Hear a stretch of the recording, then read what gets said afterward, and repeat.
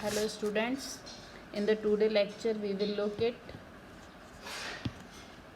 host based storage virtualization. Host based storage virtualization.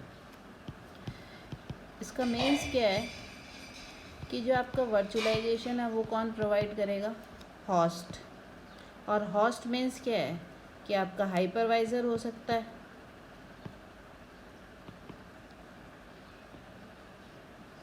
और आपका you can से server. ठीक है. तो storage host based storage virtualization में बेसिकली कुछ न्यू टर्म्स यूज़ होती है, तो पहले हम उसको देख लेते हैं. तो टर्म्स हमारी क्या क्या हैं? एक तो हमारी टर्म है वर्चुअल डिस्क फाइल, और दूसरी हमारी टर्म है वर्चुअल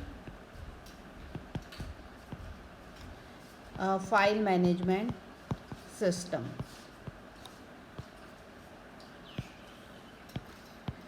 और तीसरी टर्म हमारी है ल्यून, लॉजिकल यूनिट. ठीक है. तो वर्चुअल डिस्क फाइल क्या है कि एक फ़ाइल है जो कि हमारे वीएम के लिए होती है.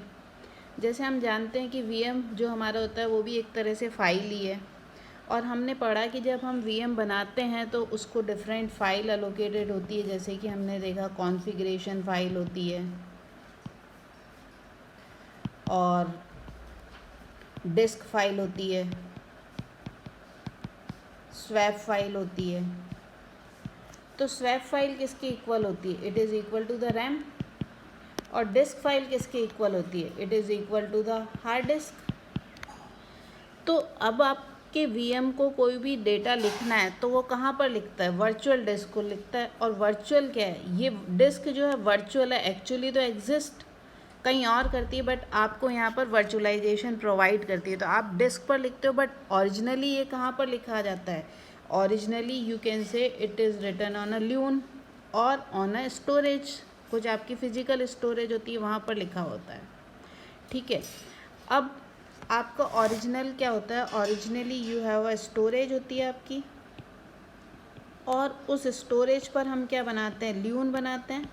मतलब आप कुछ लॉजिकल यूनिट बनाते हो, और वो स्टोरेज मतलब कितनी भी हो सकती है, उस पर एक ग्रुप ऑफ कुछ ब्लॉक को डिवाइड कर दिया और उसका एक लॉजिकल यूनिट बना दिया. और उस लॉजिकल यूनिट को कौन एक्सेस करेगा? VMFS, virtual machine file system.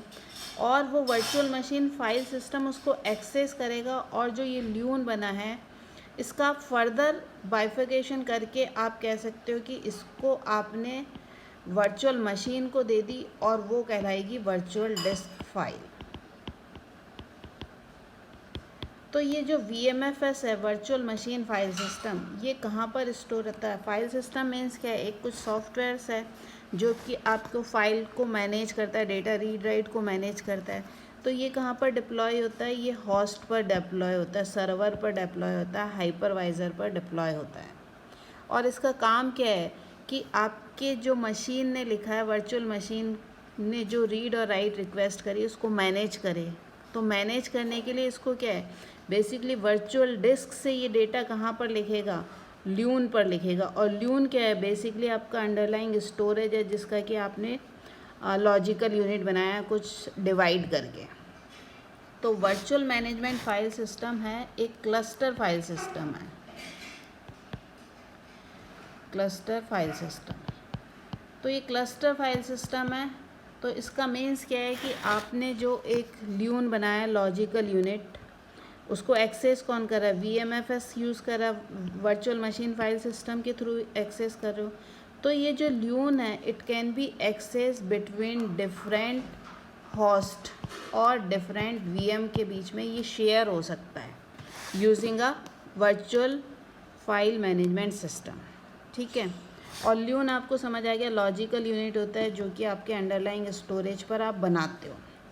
और जो ये वर्चुअल मशीन फाइल सिस्टम है ये बेसिकली आपका, आप कह सकते हो कि ये डैश पर डेवलप होता है, और आप कह सकते हो आइस्कजी पे डेवलप होता है, और नेटवर्क फाइल सिस्टम पे NAS पे डेवलप होता है.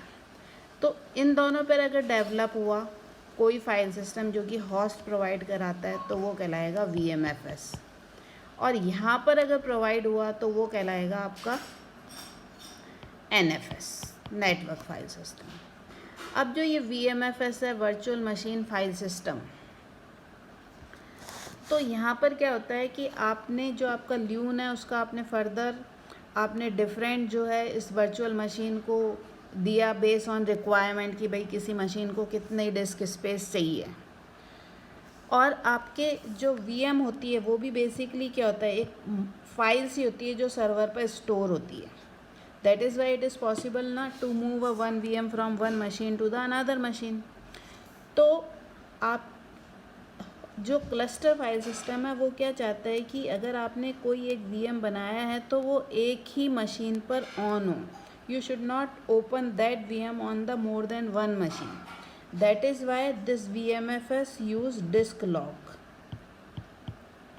डिस्क लॉक, जैसे ही आपने VM क्रिएट करा, आपका VM ऑन है, आप रीड राइट कर रहे हो तो आपको वर्चुअल डिस्क असाइन हुई और उस पर डिस्क लॉक लगा दिया। Means only this VM can access only this virtual disk. और अगर आप चाहते हो कि इस डिस्क को मतलब वर्चुअल डिस्क जो फाइल है, या आप चाहते हो कि दूसरा VM आपका यही VM दूसरी मशीन पे क्रिएट हो जाए, तो वो क्रिएट नहीं हो सकता इन जनरल जब तक कि डिस्क लॉक है। तो डिस्क लॉक रिमूव कर देते हैं, then this VM will be move to the another machine.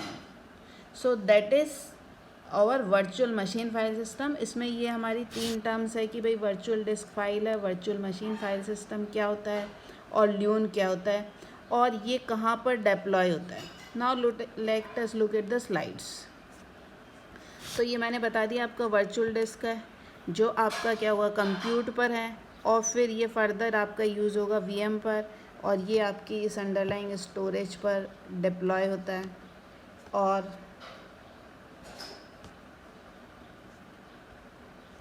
और इसमें हमने वर्चुअल मशीन फाइल सिस्टम और नेटवर्क फाइल सिस्टम देख लिया। तो वर्चुअल फाइल सिस्टम में क्या होता है कि आपकी VMFS वॉल्यूम जो है उस पर आपने वर्चुअल डिस्क बनाई, और ये वर्चुअल जो डिस्क है ये डिफरेंट डिस्क बनाई, और ये VMFS वॉल्यूम क्या हुआ डिफरेंट होस्ट के बीच में शेयर हो सकती है। दिस मीन्स ये आपके डिफरेंट होस्ट है, और ये एक आपकी नीचे VMFS वॉल्यूम है जो कि ल्यून है, that is shared among different VMFS। अब आपका जो वर्चुअल मैनेजमेंट फाइल सिस्टम है आप उसको एक्सपांड भी कर सकते हो। तो अगर एक्सपांड करते हो तो विथ इन ल्यून करते हो और आउटसाइड द ल्यून करते हो। तो विथ इन ल्यून करोगे तो इट इज़ वेरी इजी, और आउटसाइड द ल्यून करोगे तो you will add one more line and then your virtual management file system volume या LUN will become larger. Now we come to the raw device mapping. Basically आपका क्या है कि आपको आपका मतलब अंडरलाइंग स्टोरेज है, और उसके ऊपर मतलब आपका यहाँ पर स्टोरेज है, और स्टोरेज पर आपने क्या करा एक ल्यून बनाया, और ल्यून पर आपने एक वर्चुअल डिस्क बनाई, एक या जितनी भी। अब क्या हो रहा है कि अगर आपको डेटा लिखना है किसी भी वर्चुअल मशीन को या यूज़र को, तो वो क्या करेगा, पहले डेटा वर्चुअल डिस्क लिखा जाए तो लिखा तो ओरिजिनली यहीं पर जाएगा डेटा, बट जाएगा कैसे, पहले वर्चुअल डिस्क पर जाएगा, फिर वर्चुअल डिस्क से वहाँ पर VMFS में देखेंगे कि भाई आपको लॉजिकल जो यूनिट स्पेस मिली है वो कहाँ पर है, और उससे मैपिंग होकर फिर वो फाइनली इस स्टोरेज पर डेटा लिखेंगे।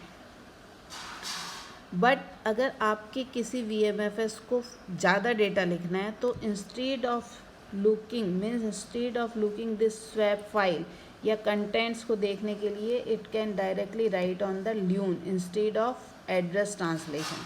तो ये जो आपका एड्रेस ट्रांसलेशन है जहाँ पर ओरिजिनली आपकी डेटा स्टोर है, that will be done by the VM, that is by raw device mapping. Last is a network file system.